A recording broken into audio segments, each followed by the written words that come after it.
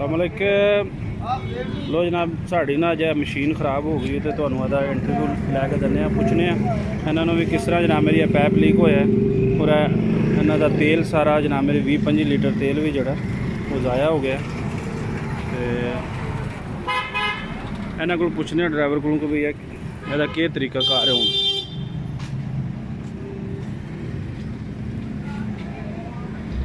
Dubai भी मशीना चलाते हो और पाकिस्तानी जनाब मेरी इतने जड़ा है उधरों ही आई हैं, वैसे बाहरों ही ने ये सारिया मशीना जड़िया ने आमदियाँ उधरों ही ने, नवियाँ तो इतने लैन नहीं होंदियाँ, कई करोड़ दियाँ दसदे ने पे।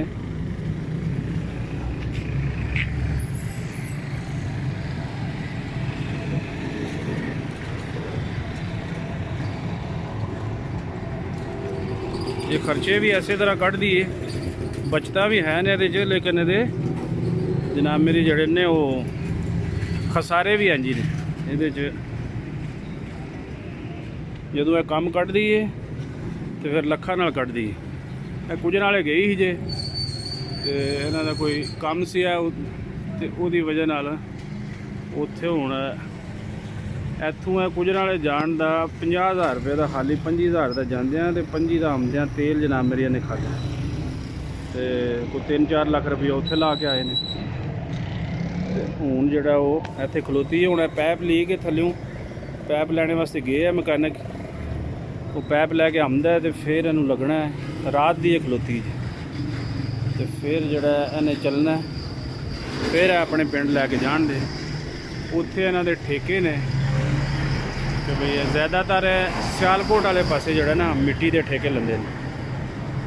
ठीक है जी, नज़र आती भी बाहर भी तुसी जनाब मेरी चलाते हो।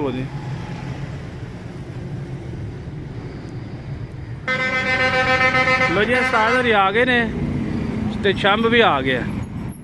ठीक है, छंब वाला भी निकल गया, इहदियां भी बड़ियां स्पीडां होंदियां ने, इन्हें भी ब्रेक नहीं लानी। रोड के उत्ते असीं खड़े हाँ तो उस्ताद होरां नूं पुछना कि उस्ताद जी कदों दे खलोते हो इत्थे? तकरीबन 2 दिन हो गए। 2 दिन हो गए ने तो यानी अज सही हो जाएगी? यानी इन्हां दी ड्राइवरां दी जिंदगी देख लो बेचारे कितनियां मुश्किलां और कितनियां परेशानियां देख के, तो इन्हां दा खाण पीण दा और इन्हां दा जनाब मेरी कोई अता पता नहीं भी कित्थे इन्हें खराब होना। तो उनके गया मकैनिक नूं तो इहदा पैप लीक होया सी ये कल परसों होया तो हुण कितना टाइम लग जाएगा? तकरीबन 2-3 घंटे। यानी ਇਹਦਾ मतलब अज आ जाएगा फिर इनू सही कराओ तो तुसी तो फिर जाना कित्थे? हैडमर वाले। अच्छा हैडमर वाले तो ਇਹਦਾ ये ठेके तो उत्थे चलदी है ज़्यादातर तुसी सियालकोट नूं? हाँ केड़ा पिंड है? कुड़ी शरीफ। हाँ जी, ये कुड़ी शरीफ जनाब मेरी। तो उत्थे कोई तुसी भर दिओ डंपर, वो मिट्टी कित्थे जांदी है? उत्थे तुहाडा ठेका हुंदा है या तुहाडा सिर्फ भरन नाल हुंदा है? ते किन्ना क ठेका शेका लै लैंदे हो? मतलब महीने दा हुंदा है या फी फेरा हुंदा है? पक्का? ते तुहाडी अपनी या लाले दी है दूसरे चाचे बाबे भरा दी? अच्छा, तो किन्ने बंदे इनू चलाते हो? तकरीबन 4 बंदे। अच्छा 4 बंदे इस मशीन के उत्ते लाजमी चाहिए ने? यानी हाँ 2 रात नूं यानी 24 घंटे चलती? नहीं चलती 12 घंटे पर 2 दिन वाले ना। हाँ वो कोई माड़ा मोटा काम होवे हाँ वो करा लेंगे। ठीक है, यानी कह सकते हो कि 2-3 बंदे भी चाहिए ने तो 2-3 करोड़ भी चाहिए तां चलती है। तो आम बंदा ये पंगा ना ले, जेड़ा बंदा यदि फील्ड है ना वो ही तो लभदी कित्थों है? कुछ ना नहीं तू यानी जे अगर नवी लैनी होवे तो ये चालू हालत च आमदियां ने उत्थों यानी यूज़ होइयां तो उत्थे कोई बंदा जनाब मेरी ओदी वर्कशॉप की दफ्तर ने? हाँ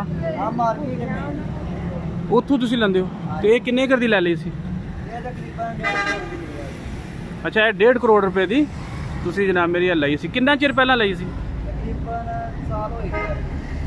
यानी 1 साल हो गया है इनू ले ਤੇ ਕੋਈ ਅੱਧੇ ਕਰਾਦੇ ਪੂਰੇ ਕੀਤੇ ਨਹੀਂ ਆਈਏ? ਹਾਂ ਅੱਧੇ ਜ਼ਿਆਦਾ ਕਰਦੇ ਮਾਸ਼ਾਅੱਲਾ, ਯਾਨੀ ਇਹਦਾ ਮਤਲਬ ਹੈ ਕਿ ਆਮਦਨ ਹੈ। ਲੇਕਿਨ ਅਸਲ ਇਹਦੇ 'ਚ ਇਹ ਹੈ ਕਿ ਬੰਦਾ ਠੇਕੇ ਤੁਹਾਡੇ ਕੋਲ ਹੋਣੇ ਚਾਹੀਦੇ, ਖਲੋਤੀ ਨਾ ਹੋਵੇ ਕਿ ਵੀ ਲੈ ਤੇ ਲਈਏ 2 ਕਰੋੜ ਦੀ 1.5 ਕਰੋੜ ਦੀ ਤੇ ਖਲੋਤੀ ਹੈ ਪੰਪ ਤੇ। ਕੰਮ ਹੋਵੇ ਤੇ ਫਿਰ ਕੋਈ ਭਾਰ ਨਹੀਂ ਇਹਨੂੰ, ਯਾਨੀ ਸਾਲ 'ਚ ਪੈਸੇ ਪੂਰੇ ਕਰ ਦਈਏ। ਤੇ ਜੇ ਅਗਰ ਗੁੰਜਾਇਸ਼ ਹੋਵੇ ਤੇ 2-3 ਹੋਵਣ ਤੇ ਬਾਹਰ ਜਾਣ ਦੀ ਲੋੜ ਨਹੀਂ ਹੈ, ਫਿਰ ਇੱਥੇ ਅੱਲਾ ਰੋਟੀ ਦਿੰਦਾ। ਲੋ ਜੀ, ਇਹ ਡਰਾਈਵਰ ਭਾਈ ਨੇ ਸਾਡੇ, ਇਹਨਾਂ ਨਾਲ ਤੁਹਾਡਾ ਇੰਟਰਵਿਊ ਕਰਵਾਇਆ।